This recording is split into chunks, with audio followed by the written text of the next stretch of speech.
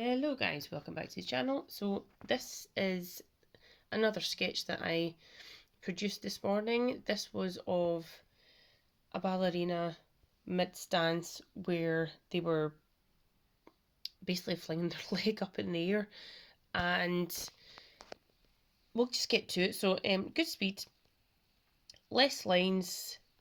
If you don't know what good speed is, please contact me. This is basically how I have been improving my drawing very quickly and the fundamentals of art, which is essentially drawing and how you can get proportions and the ratios all correct before you actually go into your next next essentially level, which is then shading, all the kind of painting or layering up, if that makes sense. If it doesn't, then please let me know. I'm just trying to create an effective learning method for myself, and if anybody else wants to utilise it, feel free. But I have gained a lot more basically momentum and effectiveness with my sketches, and especially with bodies and faces. Tomorrow I will be doing faces, and producing paintings or drawings or anything like that of dancers pulling different poses has definitely been a learning curve, I shall say. So yeah, let me know what you think.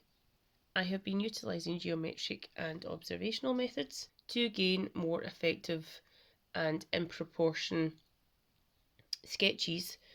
The first one, I would say that's slightly out of proportion just on this leg and just on this arm as well, but I feel that the second one was more in proportion. It was definitely, I thought this was going to be slightly, not easier, but more easy to capture. However, with that leg, I then found that, oh, it's not quite in proportion. So yeah, it's learning progress. Whoever's learning with me, please drop me a line. I would love to start a wee conversation, and let me know what methods you're utilising as well. This is also a kind of diary for myself, and to keep myself on track, see the effective kind of drawing methods I've been utilising, and essentially how far I have also been able to effectively apply these methods as well. So let me know what you think, and also if you utilise them as well, that'd be awesome. See you later. Bye.